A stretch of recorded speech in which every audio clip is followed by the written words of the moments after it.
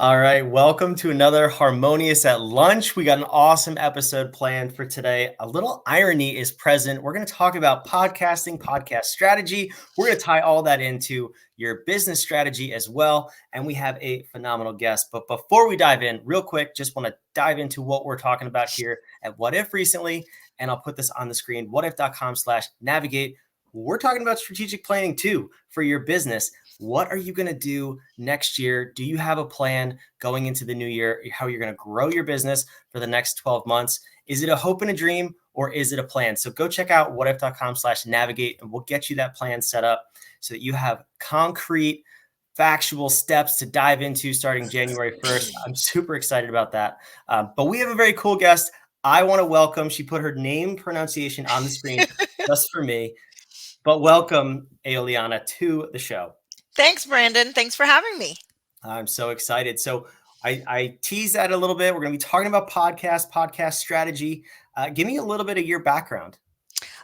So in a nutshell, I live in Tampa. I am a hockey mom, a wife. I work full time. I was a paralegal for over 20 years. And now I do podcast strategy. I help out podcasters go from what my friends have called frazzled podcast to a dazzling one. Frazzled to dazzled. I love that. I love the experience of what got you here. So, when you start working with a podcaster, when do they typically contact you? So it runs the gamut. So most of the time, I get a lot of people who are just starting and don't know where to start. And about, maybe 30-40% of others are already in their podcast, and they're in that moment where they get the burnout, they get the pod fade, where they're like, I've run out of things to say, or I'm tired of recording because nobody's really listening, because they don't really know how to check their analytics and things like that. And so that's usually where I get them, is where either they're starting and they want to start in a good position, like you were saying, planning for their next, what's going to happen, or they're in the middle of it and they're tired and they're burnt out and they're trying to figure out if they need to continue or quit altogether. Yeah, I mean, I don't know about you, but that sounds a lot like business as a whole. Absolutely. I think a lot of people Absolutely. get into it, whether it's a side hustle or they go all in on a business and they just start, but there's no real foresight to say, where am I going with this, first of all? Right. And how am I going to accomplish my goals, if I even have goals? Right. So when you start working with someone, whether they have a podcast, they're a couple episodes in, or maybe they're just thinking about it, what is like the first set of steps you would go through in order to figure out like where they are now and where they want to go? So first step, regardless of where they are, because this is usually the biggest problem, is we sit down and we figure out why they want to do the podcast, and we figure out what their goals are and what their definition of success is, because the definition of success is like completely different for everyone. The same thing as if you get into a business, your definition of success could be making $1,000 a month. Someone else's definition of success would need to be 10,000, 100,000. You need to find out what your definition is so that you know whether or not you're hitting those marks to get there. So those are the most important things that I go through with my clients when we start working together. Yeah. So let's say I came to you, we've known each other for a whole 7 minutes now. And, and I say, all right, my goal, the reason I started this podcast is because I want to be the next Joe Rogan. And that's my definition of success. Are you going to slap me, or what, would you walk me through what that looks like? So probably what I would do is I would say we need to backtrack. So we need to start in smaller steps. That's a nice because, way to put it. Right. Because Joe Rogan probably isn't in the same boat as you are. So you're probably doing this thing solo, whereas he probably has the bankroll to have a team of people doing their marketing, doing his promotions, doing his editing, whereas you're probably doing all of these things by yourself. So that could be like a huge goal to get to, but I would probably have you backtrack it and do a little bit more I don't want to say realistic because I wouldn't want to burst your bubble because everyone can dream, but probably backtrack and do something that's a little bit more feasible where you are right now versus looking at that big picture. Because you got to think he could have started where you were, but you're right now at the starting line and he's at the finish line of a 5K and you're just starting. So you can't compare his finish to your start because you're not going to get there. You're eventually you could, but not right away. So that's where I would start. Yeah, and I think that's what burns a lot of people out too, is Yeah. because they look at whatever that finish line is for them, the example of their Hmm. success, and they say, I'll be there in 3 months, 6 months. They put a time limit on it. And then when Hmm. it doesn't come or they're not even close, that's when they give up. Right. And it's Right. it's such a shame, but it happens obviously in podcasting. It happens in business every single day. I've heard some numbers, but I'm curious if you have the stats on it. Do you know the average number of podcasts people record before they give up? So usually the last time I looked, I think it was 2021 was the last time I looked at Mhm. it. And it's about 9 to 10 episodes. So usually about the millions of podcasts that go out all the time, only about a third of those actually make it past episode 10 Wow. for that same reason. So you tend to, like you were saying, you tend to look at things where you're at and you're comparing yourself to someone else that's already finished. And like my coach is always telling us, she's like, as humans, we are terrible at figuring out time. We always think that things are going to take us less time than they actually are. And so if you don't make it in, let's say you give yourself 6 months to do something and you don't make it in 6 months. Well, okay, it's going to take you longer. Doesn't mean that you don't have that you can't do it because you didn't do it in those 6 months. It's just maybe going to take you another 6 months or another 6 months. We just don't know how to gauge time. We're people. Yeah, I think as human beings, yes.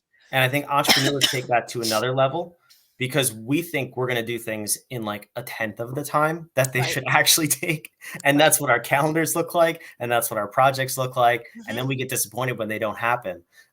Yeah, I asked you that question because I heard Alex Hormozy say if you record 21 episodes, I think you have a top 1% podcast because most quit before then. Yeah. So with my clients, one of the things I do when we're goal setting and when we're figuring out how to get everything in place when they're starting to launch theirs is I have them come up with 52 ideas Hmm. for podcast topics that they could talk about with no problem. And that way, if they get stuck, they have that list of 52 things that they can always go back to, and you at least have 52 episodes. If you end up with more, great, but you at least have those 52. And then another thing that I like to do is make sure people know how many episodes are you going to get out? How often are you going to publish your episodes? Are you going to do once a week, twice a week, every day, once a month? That'll also help you figure out how am I going to get this done? What do I need? So I work backwards. Mhm. What you're going to publish and then work backwards from there. What is that? How much time does that mean if I'm going to do once a week? How long do I need to record? How many episodes do I need to have in the bank so that I am doing one a week? Things like that. Yeah, this is so great. So if you're thinking about launching a podcast or you have one and you want to optimize it, um, go to this website on the screen, topshelfvirtualservices.com, and figure out, what is your next step? Where are you going Hmm. with this? If you're lost, you want to quit. I don't want to see you quit. I don't want to see business owners quit. I don't want to Yeah, see podcasters quit. It is so important to see things through. I talk about that all the time. Patience and persistence will serve you so well in business and in life. Um, absolutely. and here's a great resource for that. So, all right, we talked about step one. We may have gotten to step two. What do you do with your clients once we have the vision established Hmm. and we say, okay, record your or at least get your 52 ideas down? Hmm. What does it look like from there?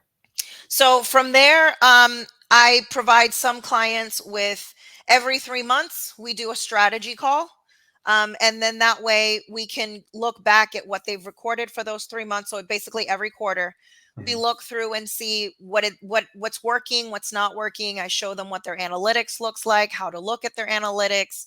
Um, And then I also have for clients, if they want it, monthly Voxer support, which is where they message me throughout the month if they're stuck on something, if they have a question. We work through those, and yeah, that's basically it. They're kind of running it on their own, which is usually what podcasters like. And then I mean, there's some that want me to do the management of their podcast, and I do that too. But for the most part, it's just the strategy calls and checking in every 3 months and seeing, where we need to tweak, what we need to change, and what needs to stay the same. Yeah, that's awesome. So I'm curious then, from all the clients you've worked with, is there a type of person or a type of business that you see have really good success with podcasting, or is it kind of just with the right plan, anybody can succeed? I think it's with the right plan, and if it's something that you're passionate about. You certainly don't want to get into podcasting just to make money. You need to make sure that you are. I know this word gets thrown around a lot, and it's authenticity. You need to make sure that you're yourself, because people can see that. People can sense that. They know when you're coming on just to sell them something and you're not being true to who you are. And so the more passionate you are about your subject, whatever the subject, I mean, there's literally millions of podcast topics out there. There's an audience for everyone.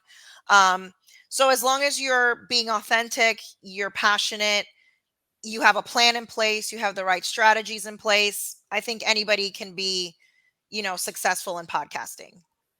That's amazing. Now, let's tie this real quick to the harmonious business architecture, and then we're going to come back with couple last questions for Eliana. But there's one thing that's present to me in this conversation, and that is the navigation discipline. I threw it on the screen before. That's what we're working on, but that's what most businesses lack. And it's because we've modeled the Fortune 500 and the Fortune 100 and these big giant companies when they talk about strategic planning. And we have pretty mission statements and pretty vision statements, and they don't inspire us. We're our teams, and they're just words on the wall. Well, if you don't have your vision mapped out for whatever it is, in this case, we're talking about a podcast, but also for your company, if you don't have that 5-year vision and 3-year vision and 1-year vision, your employees don't know what they're chasing. And a lot of times when the going gets tough, you forget too. If you don't have the navigation discipline solidly established in your business, you will run out of gas to run your business. I've seen it over and over with our clients. I've seen it with friends of mine who have started businesses. Eliana, I'm sure you've seen it a number of times, and you've obviously seen it with podcasters. So it's not like we're making this stuff up here. So please reach out, go to the website on the screen, topshelfvirtualservices.com.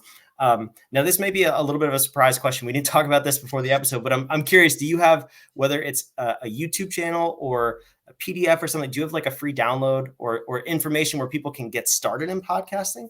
Yeah, I can actually send that over to you if you want. I have a free launch your podcast in 8 weeks that I can send over to you. And then in there, it's got a bunch of links to like picking the right platform for you, how to pick the equipment, and some suggestions for equipment,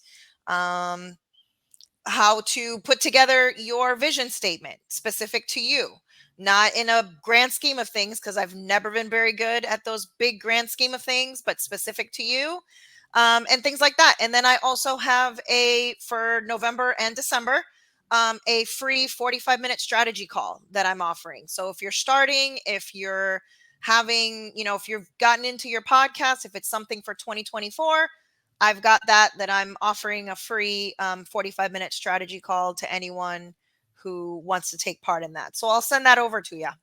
Yeah, I should have checked that out. I'll say that. That's awesome. Yeah, I will include that in the show notes if you're watching the replay here. And I'll check it out myself. So I'll give my feedback in the description. But no, I'm super excited about that. And the free call, the free strategy call, that is so cool that you're offering that. So thank you for that. Yeah. Now, one last question here before we kind of wrap up. And what do you see as the potential impact on a business from running a podcast? I'm asking a little bit selfishly, but also for people who are maybe, we're business owners, we're maxed out. Do I start the podcast? Do I not? What sort of impact do you see for your clients? So I know for my experience and my clients' experiences, having a podcast is one of those things where you are able to reach more people than you could have without one, because of again, the type of reach that you get. Mhm. It's a great way to sell your services, sell your products, introduce them. You can use your audience as beta testers if you have a question and don't know, like for course creators, if you don't know where your next course is coming from, you can poll your audience. You can ask your audience, what type of things are you struggling with? What do you think I should do, coming up? Here's some ideas that I've got, and use them as kind of like your marketing mastermind. Mhm. Audiences are a great treasure trove of information if you know how to tap into them properly and you include them into your episodes. It could even give you ideas for new episode topics. You could have a Q&A, in there at the end of your podcast and say, hey, if you have any questions or you want me to talk about something, put it in the chat, put it in the review, put it in the notes, and I'll be sure to answer it, answer all your questions in a following episode. And there you have an episode without really needing to think about anything. So that's where I see a lot of podcasters going, is just their reach is magnified, you know, 10, 20 fold just by having a podcast. Yeah, that's great advice. And if you're listening, do all of those things. Comment down below. We'll answer them. There you That's go. great advice. And lastly, of course, I know we have your website on the screen. Where can we follow you on social media to see what you're up to and to continue learning? Sure. So on Instagram, I am aoliana.elliott, 2 L's, 2 T's.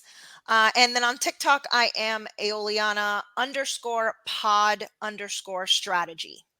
Awesome. I will put those in the show notes as well. Okay. Hey, Liana, thank you so much for coming. This was an awesome episode and a little bit meta about starting a podcast on a podcast. I love it. I love all of this. No, so if you enjoyed this episode and you are thinking about starting a podcast, please go visit her website, reach out, you 45-minute free strategy consultation and the PDF, of course, that will include tips to start your podcast. Like I said, navigation was present. If you don't have a vision and a strategy that's right for you, Eliana, thank you for saying that better than I said it, but we always say it's got to be according to you, not somebody else's plan. That is what is most important for your business and obviously for your podcast here. So if you want to create that navigation, if you want to go into next year stronger than ever and have a plan for growth so that you don't have to pull your hair out, that's what we want you to do. It's on the screen, whadif.com/navigate. I'm super excited to see you on the next episode of Harmonious at Lunch. This has been fantastic. And we're signing off. Eliana, thank you again. Bye. Thanks, Brandon.